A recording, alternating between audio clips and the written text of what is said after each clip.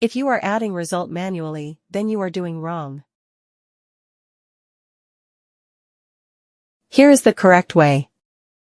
Select the first cell. Click on Conditional Formatting. Go to Highlight Cell Rules and select Equal to. Write the rules here. I am adding fail and select the background color if the result is fail. Click OK. Again add rule for pass. Here I am selecting green background if the result is pass.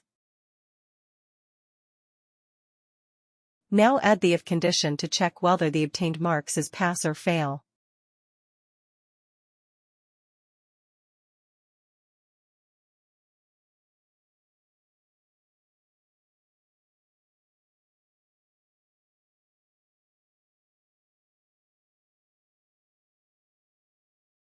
I hope you liked the video. Thanks for watching.